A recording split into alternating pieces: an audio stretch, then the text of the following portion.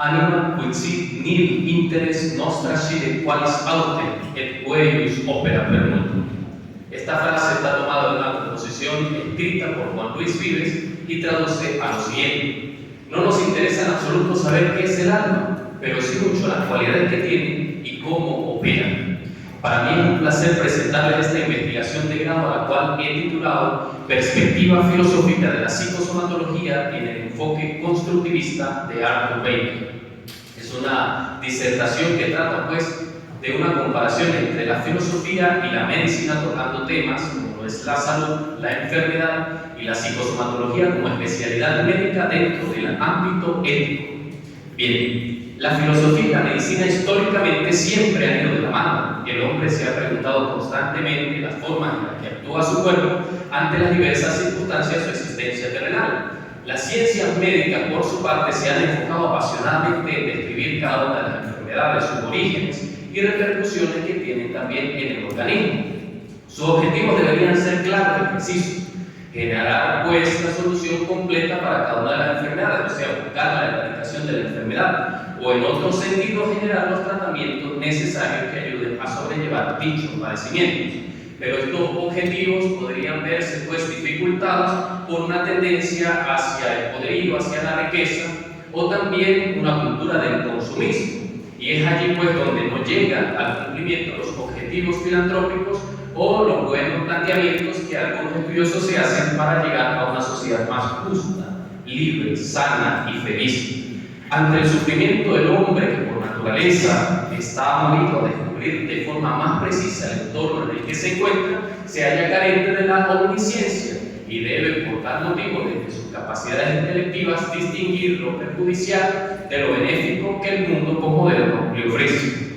Esta labor solamente puede estarse dentro del saber filosófico, el cual nos lleva a preguntarse, indagar, investigar. También por medio del filosofar se puede llegar hasta lo último, por medio del cacumen, para comprender cada una de las formas en las que opera su cuerpo, y esto teniendo en cuenta los desafíos que el mundo postmoderno ofrece, o también los gobiernos tecnocráticos, quienes intentan pues disfrazar sus pretensiones y estas terminan pues socavando las buenas costumbres de las sociedades. Bajo una visión panorámica de estos aspectos y sabiendo por medio de la antropología filosófica que el hombre no puede estar ni fuera de sí mismo, ni fuera del mundo, ni fuera de Dios, el sufrimiento que atraviesa en vida permea todo su ser, cuestión que nos lleva hacia una dicotomía presente desde el conocimiento antiguo hasta nuestros días, entre el alma y el cuerpo. ¿Es el hombre poseedor de una realidad orgánica o su esencia también abarca lo suprasensible?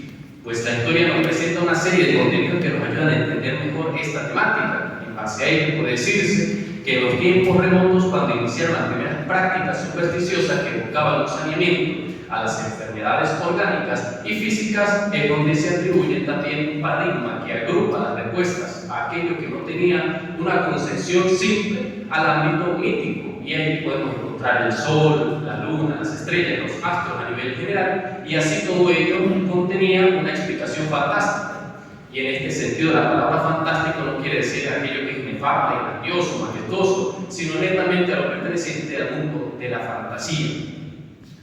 Por otra parte, la práctica curativa representa también el inicio de la sociedad. Así lo expone una famosa antropóloga llamada Margaret Mead. Ella dice que el primer inicio de la civilización fue un fémur fracturado y después sanado, ya que esta práctica pues, nos lleva a comprender que una persona pasó un largo tiempo viendo de aquel que convalecía hasta que recobrara por completo su salud.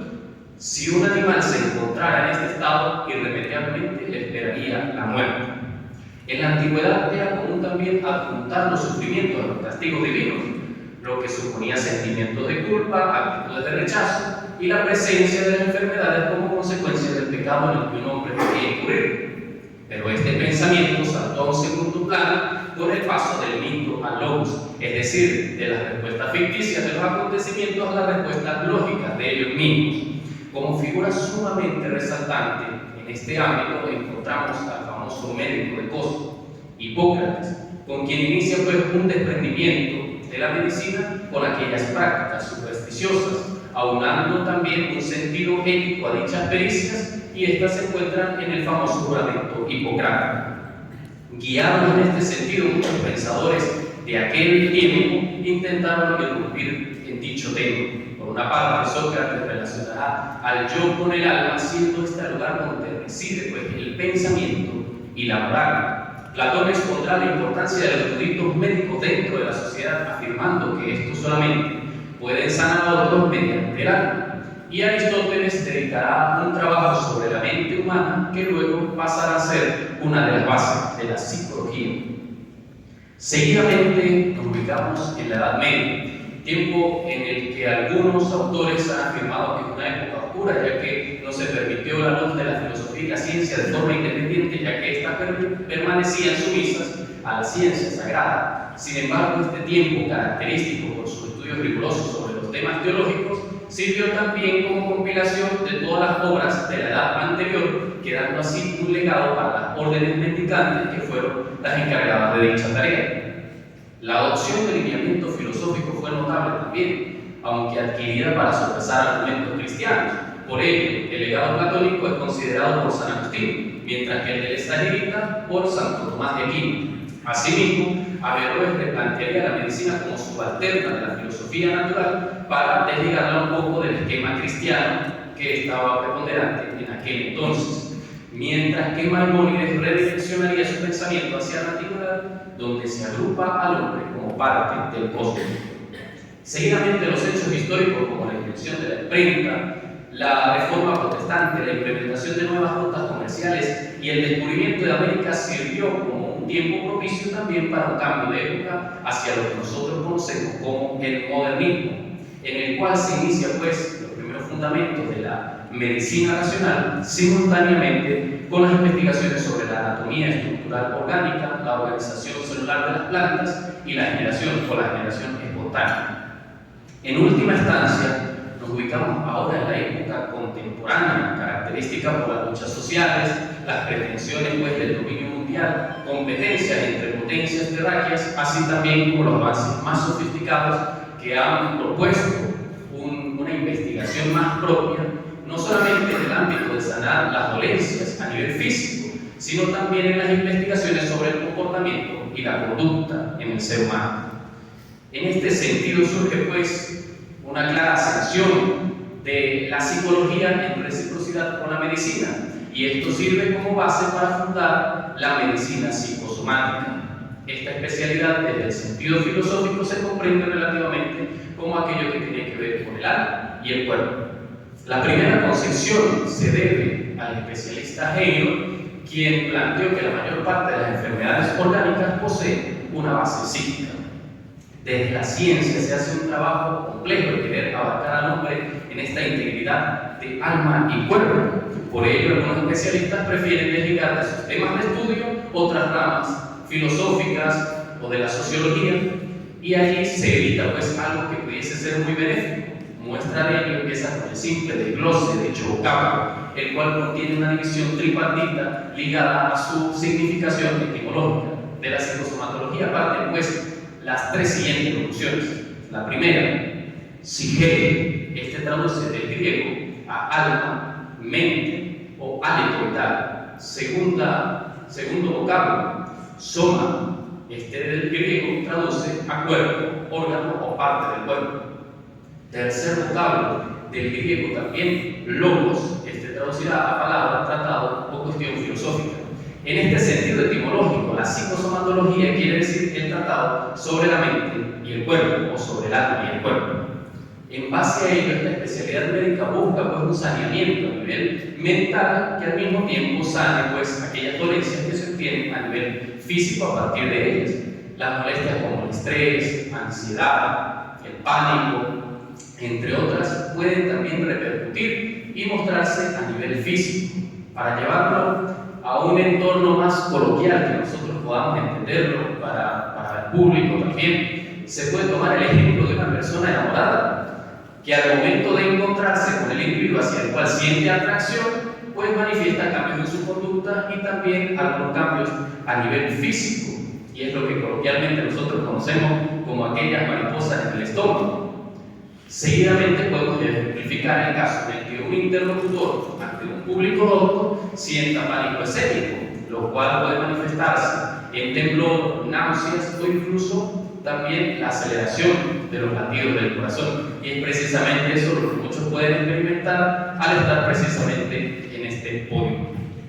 Estos tipos de casos cotidianos no representan mayor problema cuando pueden superarse desde una formación humana, desde una formación personal. Pero cuando una serie de emociones y sentimientos interfieren de tal manera en un individuo que no le permiten pues, gozar de una buena gestión de los alimentos, una buena conciliación del sueño o incluso una relación social, entonces llega el tiempo oportuno en el que la ciencia debe actuar en pro de un mejor desempeño funcional. Y en este sentido, pues entra la medicina psicosomática, que busca pues este saneamiento. En concreto, esto traduce a la implementación de una inserción de la ciencia en el recóndito misterio de la mente humana. Desde la medicina se pudiese indagar esta temática en base a una simple función cerebral o orgánica, sea cual sea la parte del cuerpo que interfiere en cuanto a esta producción de emociones o sentimientos, pero yo no resuelvo muchas cosas al respecto, como el desconocimiento de saber de dónde provienen las ideas, cómo el hombre es capaz de ser consciente, cómo él también puede producir obras artísticas, al igual que el desconocimiento del origen de las enfermedades mentales graves, como lo es la esquizofrenia. Asimismo, los sentimientos pueden agruparse a este campo, donde la psicosomatología buscará un saneamiento en cuanto a los cambios de ánimo, pero no en cuanto al gusto, a la inclinación o atracción, ya que ello está de forma inmanente en la persona. En tal sentido, la aplicación de la ciencia que busque cambiar la naturaleza del hombre termina siendo un acto inescrupuloso, mientras que la utilización de esta área resulta idónea para tratar problemas de alexithymia o reacciones químicas presentes en el organismo. Y en este sentido, alexithymia quiere decir aquella incapacidad de un individuo de poder expresar libremente sus sentimientos. En tales eventualidades, la filosofía plantea desde la ética un estudio concreto de dichas praxis médicas, evitando un uso exacerbado que propine un estado patológico peor al inicial. Y es eso precisamente lo que muchos pueden sentir cuando van a una consulta médica, que van por un problema y al salir de allí entonces resultan teniendo las 1001 enfermedades. Precisamente en el constructivismo se puede observar a la psicosomatología o a la medicina como una ciencia institucionalizada, donde residen cargas subjetivas y tendencias sociales que ellas no permiten una buena comprensión de lo que significa la salud y la enfermedad. En este sentido se agrupa pues un enfoque filosófico holístico, el cual se debe al filósofo Leonard Nordenfeld, el cual expuso que una persona puede estar sana con el simple hecho de sentirse bien física, psíquica y socialmente. En este sentido, el doctor Arthur Bader expondrá que es necesario afrontar los conocimientos que desde otros campos investigativos puedan ayudar a este ámbito médico. La obra Contribuciones a la Psicología Médica, Verbi Gracia, obra de este magno estudioso, va a contribuir pues precisamente en este desglose de ideas que se pueden obtener a partir de otras ramas de estudio, como lo es la psicología, sociología, antropología y por supuesto lo que nosotros estudiamos acá, la madre de todas las ciencias, la filosofía.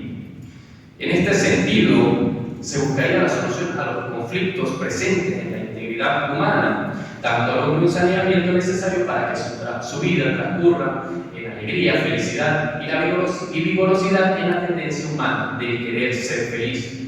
Con esta investigación se ha logrado evidenciar esa tendencia humana en búsqueda de la felicidad por medio de la erradicación de la enfermedad, al descubrir que muchos proyectos están inclinados también por las pretensiones del poderío o de las riquezas, se hace necesario el planteamiento constructivista, que desde la filosofía ayuda pues, a distinguir lo bueno, benéfico, de lo perjudicial y nocivo que se ofrece desde distintos ámbitos y valores hacia los cuales se encuentra en constante dinamismo el hombre.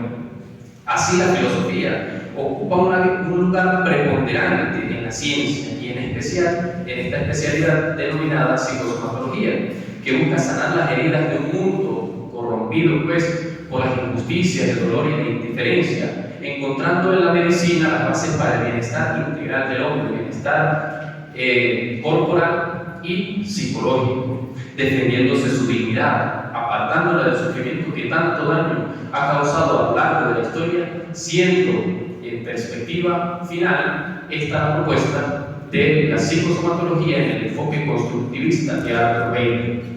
Para finalizar, no puedo dejar de lado a un excelente santo de nuestra tierra, siendo este por un trabajo con enfoque hacia la medicina y por estar en esta casa de formación sacerdotal a la cual no soy digno de pertenecer, pero que este magno hombre nos demuestra por medio de esta obra titulada Elementos de Filosofía un legado importantísimo para cada uno de nosotros. Y por supuesto estoy hablando de nuestro santo doctor, San José Gregorio Hernández, quien expuso lo siguiente: ningún hombre puede vivir sin tener una filosofía.